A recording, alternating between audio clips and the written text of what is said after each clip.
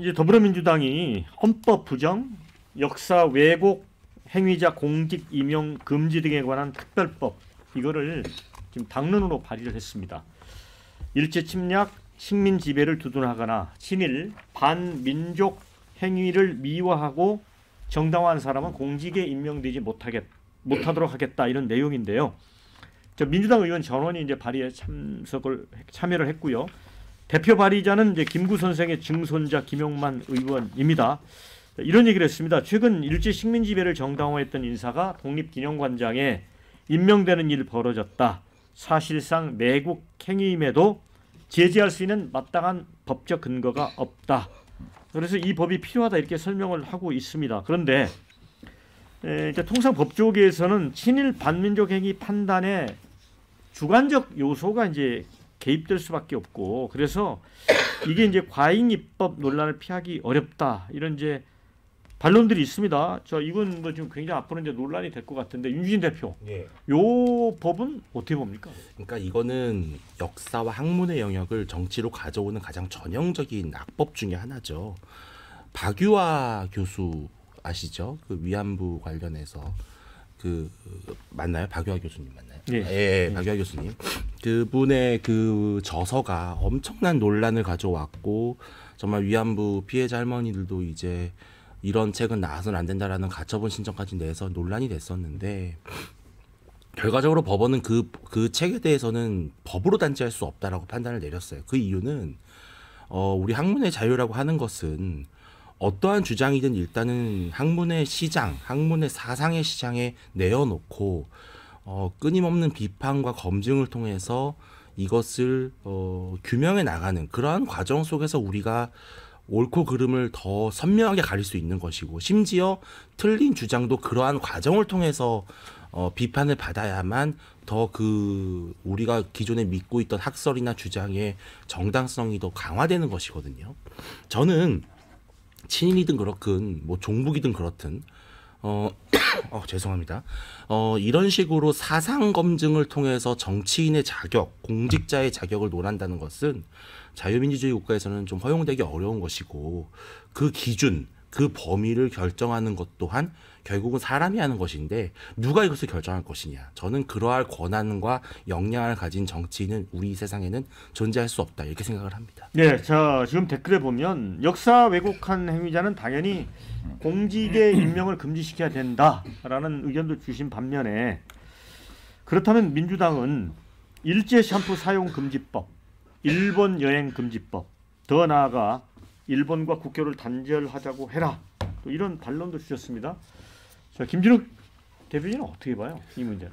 저도 지금 뭐 이거 대표 발의한 상황이기 때문에 아직 뭐 법이 만들어지진 않았습니다. 그리고 이 법을 국회에서 통과를 설령 민주당이 시킨다고 하더라도 대통령은 당연히 이 법에 대해서 거부권을 행사하실 것 같아요. 또 지금 법조계에서 우려하는 것처럼 과잉 입법의 소지, 그런 논란 저도 있을 수 있다고 봅니다. 그런데 민주당이 오죽했으면 이런 법까지 발의하는 상황이 왔을까 하는 부분도 함께 논의가 돼야 된다고 봅니다. 지금 이 정부에서 독립기념관장을 비롯해서 심지어는 며칠 전에 있었던 어떤 인사청문회 과정들을 보면 말이 안 되는 이 역사 왜곡 인식을 갖고 계신 분들이 참 많거든요. 심지어는 이 독립기념관장 김영석 관장인가요?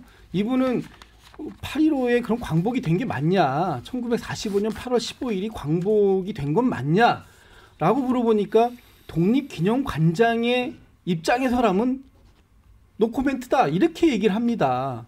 아니, 개인 자격이라면 노코멘트일지 몰라도 독립기념관장의 자격이라면 45년도에 광복된 거 맞지 않느냐? 일제로부터 해방된 거 맞지 않느냐? 이렇게 얘기해야 되는 게 일반 상식 아닌가요? 그런데 지금 이 정부에서 인사권을 대통령이 가지고 인사하는 사람들마다 어떻게 한결같이 이런 사람들이 있을 수 있을까? 정상적인 인사 절차라면 이런 사람들은 가급적이면은 인사 검증 단계에서 걸러져서 추천 자체가 안 돼야 되는 게 맞는 거 아닙니까? 어떻게 역사를 왜곡하는 인식을 가지고 있는 분들이 너무나 자연스럽게, 너무나 태연하게 이 인사청문회장에 앉아서 그 답변을 하고 있는 상황들, 이런 상황들이 있었기 때문에 결국은 그 김용만 의원이 김구 선생의 증손자인데 이분이 대표 발의자로 나서서 이런 법까지 만들지 않았겠느냐. 그러니까 제가 지금 드리는 말씀은 이 법은 저는 제가 볼 때 좀 약간 무리한 부분이 있다고 봐요.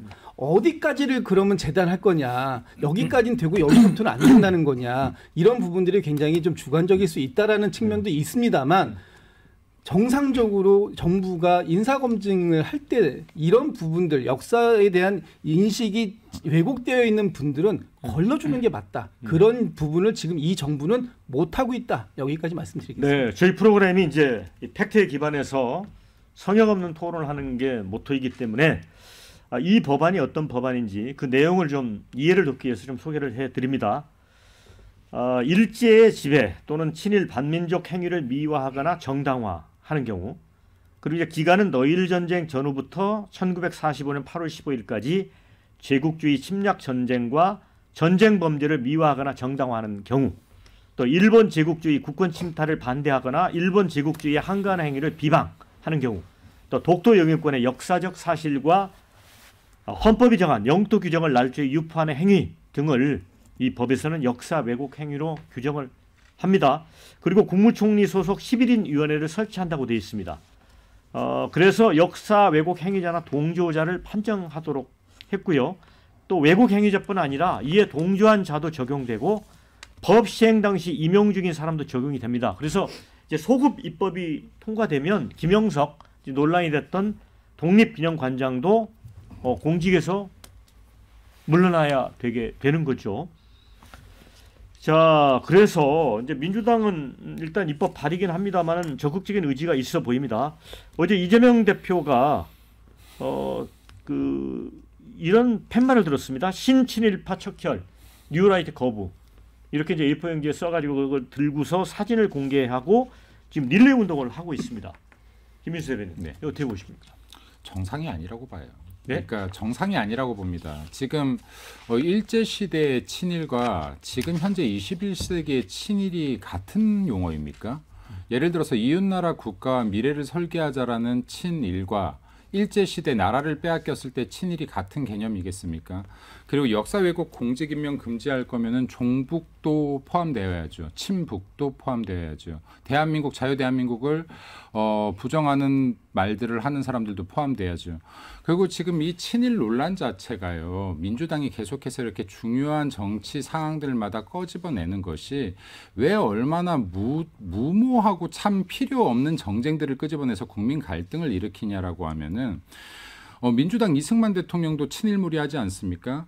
이승만 대통령이요 친일이 아니라 반일을 넘어서 혐일까지 했던 가장 반일주의 대통령이에요. 여기에 평화선 그면서 독도가 우리 땅이다 천명했던 것도 이승만 대통령. 그리고 독도 이 평화선 넘어온다라고 하면 일본의 군대이든 일본의 어부이든 다 체포하고 발포까지 명령했던 거 이승만 대통령입니다. 당시에 일본의 어부들 4천여 명이 구금까지 당했었고요. 40명 정도가 죽기까지 했었습니다. 이렇게까지 강하게 일본을 적대시했던 대통령이 있습니까? 그럼에도 불구하고 여기에 친일무리하지 않습니까? 그러니까 이러한 부분들을 좀 현실 감각을 갖고 얘기해라. 그 독도 이야기 계속 하는데요. 1999년도에 김대중 대통령이 여기에 신한일 어업협정을 독도가 아니라 울릉도를 기준으로 합니다. 이때부터 독도에 대한 영유권 논쟁이 세계적으로 확산되는 거예요. 이 문제인식을 하게 되는 겁니다. 그때 중간 수역으로. 네, 그렇습니다. 네. 그리고 또 2004년에 제주도에서 한일 정상회담 할 때요. 노무현 전 대통령이 독도를 다케시마라고 발언합니다. 이때 일본 언론들이 난리 났습니다. 한국의 대통령도 다케시마를 인정하는 것이냐. 2012년 이명박 대통령 독도 방문했었을 때 민주당 뭐라고 했습니까? 조용한 외교하자라고 했습니다. 2018년도에요. 평창올림픽 때 한반도기에 독도 빼놓고 갔습니다. 그때 우리 당에서 이거 비판하니까 뭐라 했습니까? 독도가 우리 땅인 거 모르는 사람이냐라고 했습니다. 그러니까 민주당에서 이러한 역사 논쟁을 정말 역사 바로잡기 차원에서 주장한다라고 하면 이것은 바람직하고 박수받을 일이나 이걸 정쟁으로 이용해서 친일 활동이 아니라 반일, 혐일까지 했던 이승만 대통령부터 친일 몰이를 해서 정치적으로 이용하려고 한다. 이거 자체가 역사 왜곡이죠. 이러한 것들이 역사 왜곡이죠. 그러니까 이러한 것들은 이제 앞으로 대한민국이 앞으로 나아가는데 전혀 도움이 되지 않는다. 이제 좀 벗어나라라는 말씀 드리고 싶고요. 그리고 지금 여전히 지금 이러한 것들을 진심으로 믿는 분이라면 저는 이런 분들의 머릿속에 종북사관이 들어있다라고 봐요. 그렇기 때문에 지금 6.25 전쟁 불법 남침, 북한의 불법 남침 등을 부정하고 싶기 때문에 이거를 적대시하는 대상을 거꾸로 일본으로 여전히 삼고 있다. 근데 지금 북한 같은 경우 공산주의 진영입니다. 일본은 자유민주주의 진영이에요. 그러니까 이게 어디가 적인지 제대로 구분해라. 21세기 대한민국에서라는 말씀도 드리고 싶습니다. 네. 자, 배 부위원장님. 네. 우리 김인수 대변인 주장을 요약하면 그거 같아요. 친일공직금지법이 기본적으로 이제 야당인 민주당에서 이런 친일 문제를 친일몰이 일종의 정치적인 목적을 노려서 만든 것 같다. 그러니까 이 법에 반대하면 친일파 아니냐 이런 느낌이 들도록 하려는 게 아니냐 이런 생각이거든요. 어떻게 보세요? 일단 정확하게 좀 상황을 정리해야 되겠는데 친일 행위가 있는 거예요? 친일 몰이가 있는 거예요? 친일 행위들이 계속해서 잇따르고 있으니까 여기에 대해서 문제 제기를 하는데 친일 행위에 대해서는 전혀 언급하지 않고 친일 몰이만 하고 있다라는 그런 논리 전개는 전혀 수용할 수 없고요. 지금 우리 김민수 대변인이 이런 친일몰이는 정상이 아니다라는 논리로 얘기를 했는데 자 그러면 8.15 광복절을 부정하는 것은 정상입니까?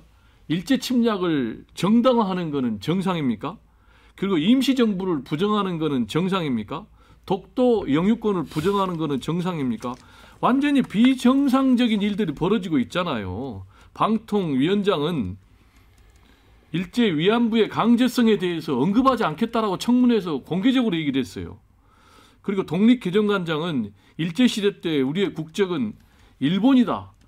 이런 사람들이 지금 버젓이 공직에 있으면서 지금 국민들의 혈세로 급여를 받고 있는데 여기에 대해서 제가 볼 때는 법적으로 제동을 걸지 않으면 제1야당 민주당은 있을 필요가 없다. 그리고 우리 역사를 보면요. 실제로 반민족행위 처벌특별법이 있었어요. 그리고 반민특위도 거기에 구성이 됐고 그리고 독일 같은 경우도요. 반나치 법안이 지금도 있습니다. 그래서 독일 헌법에 위배되는 나치의 단체를 사용하는 것을 금지하도록 돼 있고요. 이거를 위반하면 3년 이하의 징역에 처벌하도록 돼 있습니다. 학문의 자유, 사상의 자유, 표현의 자유는 존중이 돼야 됩니다. 그런데 국가의 존립을 해치는 그런 것까지 학문의 자유, 사상의 자유는 아니죠. 역사를 왜곡하고 우리 영토의 영유권을 부정하는 이런 것까지 학문의 자유, 사상의 자유, 표현의 자유는 아니죠. 당연히 입법에서 제동을 걸어야 된다고 생각합니다. 자, 저희 이 방송 오시는 분들 엇갈리는 의견 주셨는데 소개를 해드립니다. 자, 이런 법 진작에 만들었어야 한다. 이젠 친일이 많이 사라질 것 같다. 이런 의견 주셨고요. 친일파 척결, 뉴라이트 거부. 이게 뭐가 잘못인가? 이런 의견 주셨어요. 역사를 왜곡한 행위자 당연히 공직 임용 금지해야지. 이런 의견. 독일 사례 보고 입법해야 된다. 상식의 선을 넘은 매국노 지켜보는 것도 역겹다. 이런 의견 주셨고요. 반대 의견도 있습니다. 사상의 자유가 없는 나라 북한과 동급이 되어가는 거냐. 반공 빨갱이 낙인 찍기와 다를 바 없다.